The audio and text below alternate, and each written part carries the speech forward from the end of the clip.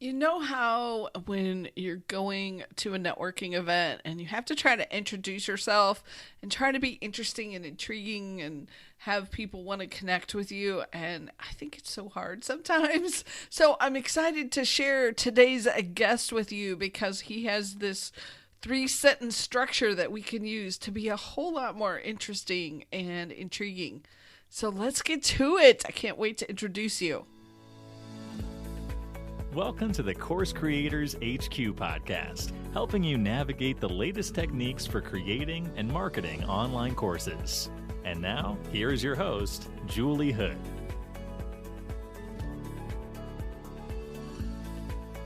So my guest today is Antony Gaddie of the Gaddie Pitch, and we were talking about him with some of my students because we were trying to figure out when you're trying to do joint ventures and connect with potential partners, how do you introduce yourself to be interesting? And I came across his technique, which is called the Gaddie Pitch, which is also part of a bigger process, the whole Gaddie process. So he very generously agreed to share with us the pieces of the Gaddie Pitch so that you could start using it. And then make sure you go visit his website because he's got full courses on this and incredibly reasonable to get started. So if you know that you need to be more intriguing when you introduce yourself, this episode is perfect for you. So let's get to it. Hey, everybody. So excited to have you here today with my incredible guest, Antony Gaddie. And before we get started, I want to tell you how this all came about because the history is kind of interesting. We were working with some of our students on doing joint ventures. And whenever you're working with other folks, one of the challenges is you have to make your introduction interesting in just a few seconds. And so as I was looking at different articles and different ways of doing this, I came across the most intriguing way to introduce yourself. And Antony has come up with it, and he agreed to give us the basics during the call today. And then you can follow up with him to really dig in on how to do this well and how to use the whole system that he has. But he's going to give us a sneak peek today. So instead of me introducing him, I'm going to welcome you, Antony, and you can use your Gaddie Pitch system to introduce yourself, and we'll give everyone kind of a sample of how this works. Okay, cool. So, first of all, thanks for having me on the show. It's a good privilege. I love the way you introduce it, and I love your accent for starters. Isn't that funny? You like our accent. I love your accent. So Uh, if you and I met each other somewhere and you said, Antony, what do you do? I would say, you know how a lot of small business owners and leaders really want to grow their business, but sometimes they feel like they're just struggling to secure new clients, and with operational issues, it's like they're swimming against the tide to grow their business and to make it happen. Well, what we do with the Gaddie Pitch is share replicable tools and systems that would literally have new clients bashing down the door to get to you. In fact, multiple people have closed more than a couple of $100,000 worth of business by using their Gaddie Pitch just once in public. wow. Now, what I just did there was I Gaddie pitched you. I actually used my Gaddie pitch to introduce myself to you.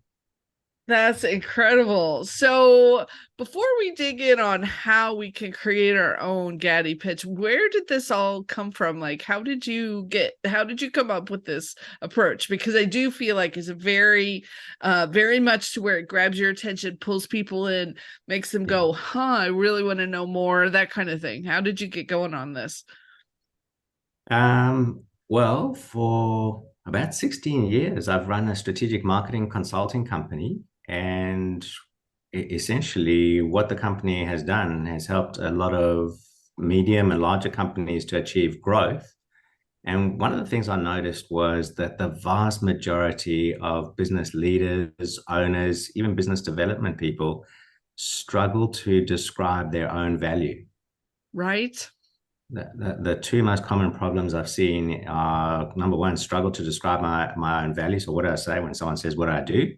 And the other biggest problem I've seen is how do I actually secure appointments with other CEOs, with decision makers, the leaders that I need to meet to make decisions on buying my goods or services. So we set about working out what's the best way to pitch yourself when someone asks you, what do you do? And as with all the other tools that we have in the tool bag, we've tried to make it pass the Simpiwe test. And you may ask, what's the Simpiwe test? Simpiwe is a very smart 15-year-old kid who lives in South Africa. He's actually my late godmother's grandson. So my late godmother was a black woman who literally brought me up as a kid in South Africa. Her grandson is a really smart kid. And whenever I'm putting together a pitch or a tool or a system or whatever it is, I try and work out how do I need to construct this thing so that Simpiwe would understand what I'm on about, so that he could follow the tool, and so that when I come up with an answer, he can understand it. So that's one of the key rules for a good Gaddie pitch. It must pass the Simpiwe test. If a smart 15-year-old understands what you're on about, you're probably on the money. If a smart 15-year-old says, what's that word? Or I don't get it, you probably got to get back to the drawing board. Gotcha. Okay. So if we want to put together our own Gaddie pitch, where do we start? I'd say start by becoming really clear on who your ideal customers are. Okay. Really crystallize on who you're targeting.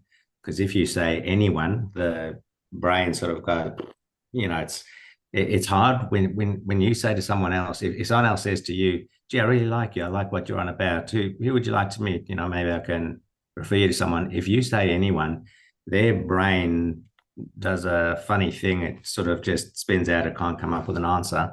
But if you specify what you're looking for, and ideally, if you can name a size of company, or even better, an industry, a lot of people can think, yeah, I've met someone in that industry in the last few weeks, or even better than that, I know someone who targets that industry. They've got 20 or 30 relationships in that industry.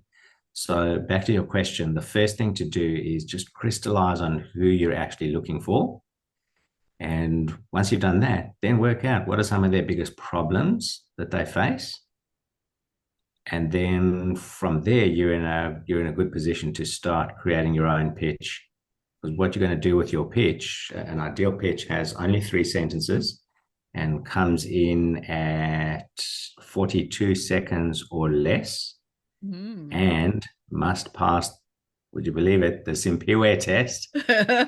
Perfect. Smart 15-year-old has to understand what you're talking about with ease, ideally. So in your 3 sentences, in the first sentence, you describe your target audience and their problems. In the second sentence, you describe what you do, but here's the catch. More than describing what you do, you got to describe the value that comes out when you do what you do. That's a huge change for a lot of people. And then in the third sentence, you just back up the claim you made in the first sentence with a case study. So ideally, whatever promise you made in the second sentence around what you do, in the third sentence, you back it up with a 1-sentence case study of where you've actually hit the ball out of the park with a client. Yeah, okay. That's the Gaddie pitch in all its simplicity. There's a whole range of tools and systems that come before the Gaddie pitch in terms of raising our confidence, and there's a whole lot of other tools and systems that come after the Gaddie pitch in terms of lead generation and business development. How do you actually close deals? But the Gaddie pitch itself is one piece in the puzzle, and it's literally, what do you say when someone says, what do you do? And how do you position that in your conversations, on your website, in your proposals, on your LinkedIn profile, or wherever else you're going to appear? Okay, so we start, just to recap for everybody who's taking notes. You know how, and then you talk about your who and the problem that they have. Yeah. And then the second sentence is where you get into the solution, right? Yeah. And you talk more about the value that comes out when you do what you do. Okay. And then the third sentence is the case study. So Yeah. where you're describing a specific situation. And I loved how you used kind of fun language in yours. You know, that it had it's people bashing down the door, and you kind of had another phrase in the middle there that kind of got my attention. And was that intentional? Yeah, absolutely. Great question. Here's another tip for anyone who's listening. If you look at America's Got Talent, you know, that show where people come on and they sing and do other things. Or if you look at any of the really successful reality shows or any of the most successful Netflix series, like I'm just trying to think of one, Money Heist is a perfect example. Probably the most successful series on Netflix ever. And America's Got Talent, Britain's Got Talent, etc. Very, very successful show. What do you reckon those shows have got in common? I mean, they've probably got a lot of things, but one thing that really stands out that is a key ingredient for success is they focus on the feelings. Mm. They focus on the feelings. So anytime you're pitching, if you can find a way to focus on the feelings and to say something or to show something, could be a photo that brings out feelings, you're going to be connecting at a much deeper level with your audience. So in terms of Ah. presentations, you know, your pitch it's got to be 42 seconds or less. You don't have time to show photos and things, but for any presentation that you might deliver, I'd invite you to consider starting with a photo. For me, it's usually a photo of my godmother, Christina, who I mentioned, and it's a photo of me and her standing on the beach together, holding hands as equals. And the story behind it is that it's my favorite photo of all time because when I was a kid, you know, that photo is when I was in my early 30s, and I went back to visit South Africa.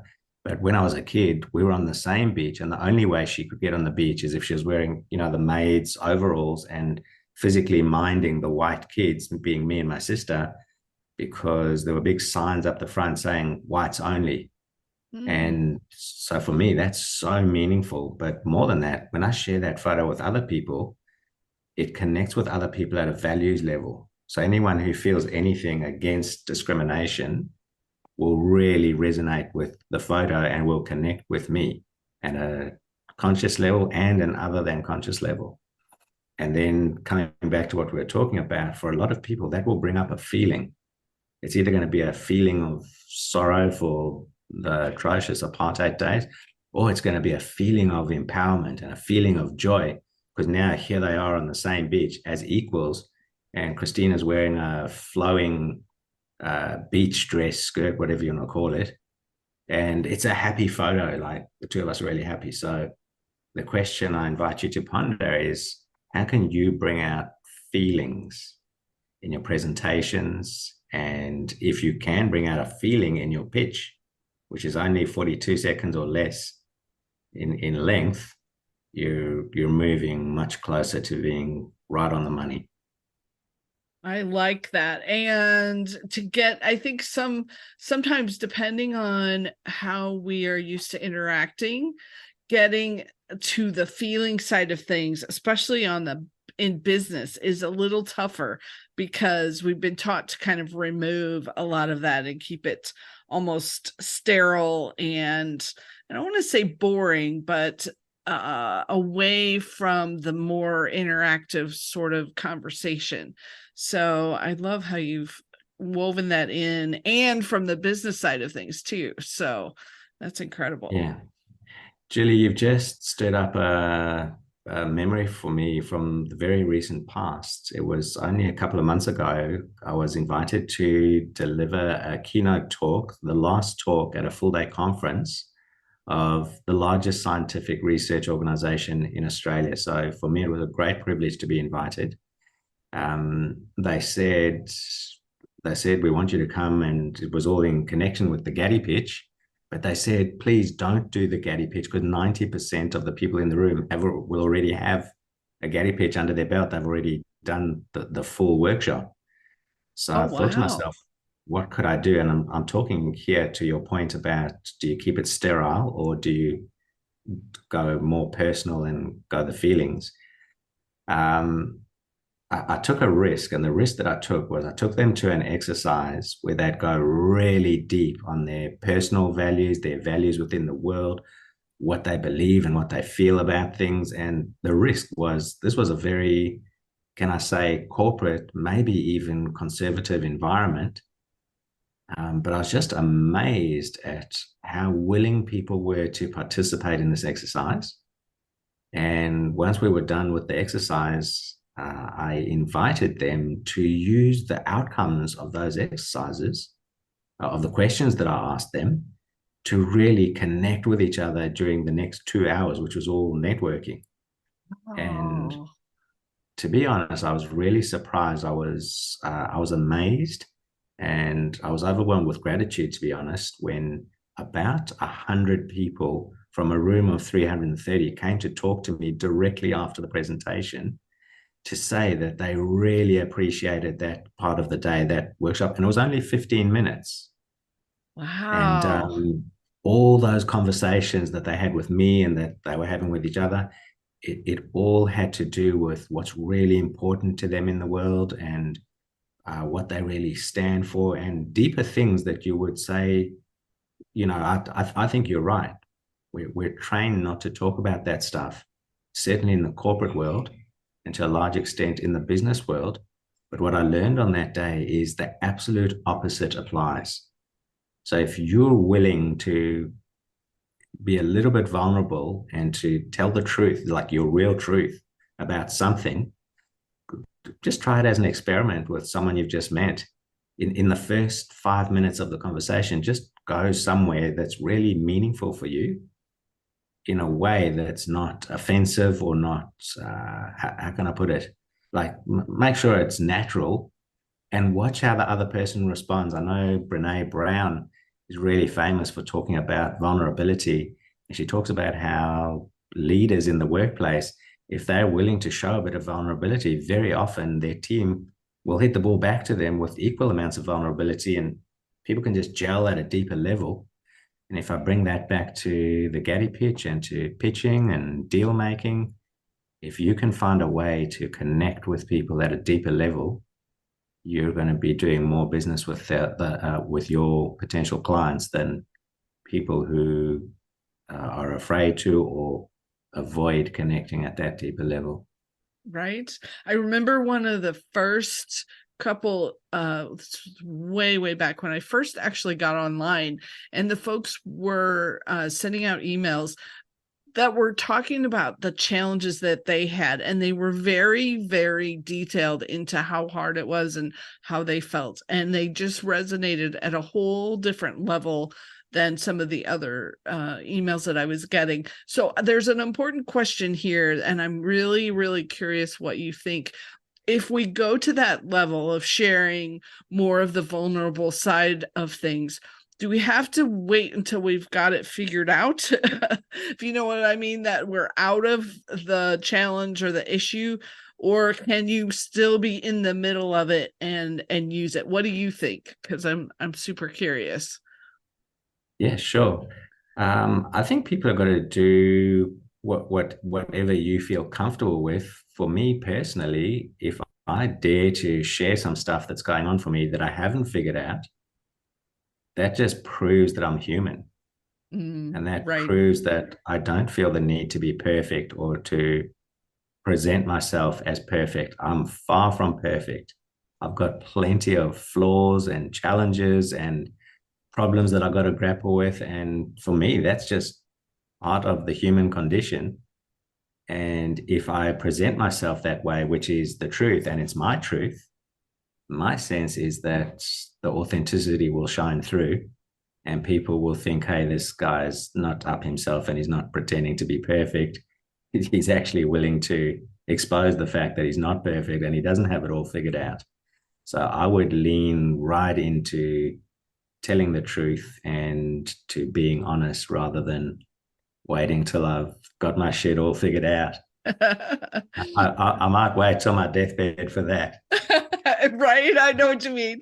Well, and I think it's a delicate balance as course creators, because you definitely want to have that place where you have done enough that you can help someone else through it, and then also still giving that, I'm still working on this, I'm still improving, and I'm going to share with you as I figure the things I learn and the things I figure out. So kind of that long-term connection with folks, that they know that you're out there working it out for them too. I think there's something there that we can grasp.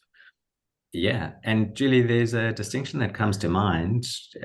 You might be the outright expert in your field, and maybe at this point, you know more than just about everybody else in your particular field.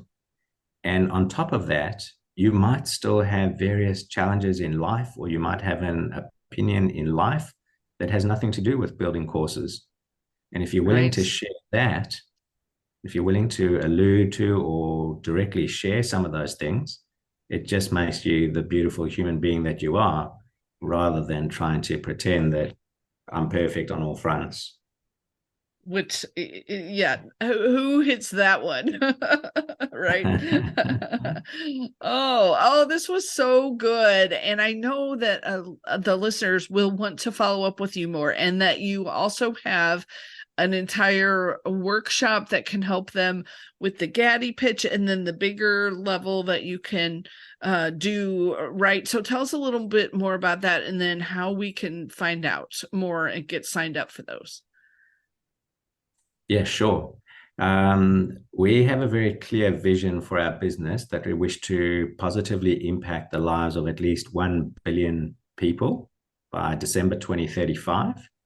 We know that we will not be able to do that one person at a time. We need to identify disruptors who are already doing great things in the world, whether that relates to the uplift of humanity through equity and equality, or it relates to the uplift of the planet through sustainability and circularity. And so as part of what we're doing, our clear vision is that every time somebody signs up, whether it's for a tutorial or the full program, every time someone does that, somebody else in the world benefits. And then on top of that, as I mentioned, we're seeking out the disruptors who are already doing great things for humanity and the planet. For anyone who wants to get involved in any shape or form, even if it's just to get the detailed exercise on their own Gaddie pitch, it's pretty simple. The only thing to do is visit GaddiePitch.com. Gaddie is Gaddie, so GaddiePitch.com. And the final tab on our website has got our masterclass dates. And a masterclass runs for 2 hours. And in those 2 hours, we take people through the full Gaddie pitch exercise. We ask all the questions one at a time, and then we work with people to bring together that 3-sentence pitch structure. There's a few other lessons that we share in the session, and as a minimum, people come out at the end of the 2 hours with a fully completed Gaddie pitch, or at least a 90% completed Gaddie pitch, with the option to just tweak some words, in the week or two that follow. And for us, it's a great pleasure to know that literally tens of thousands of people are walking around using a Gaddie pitch.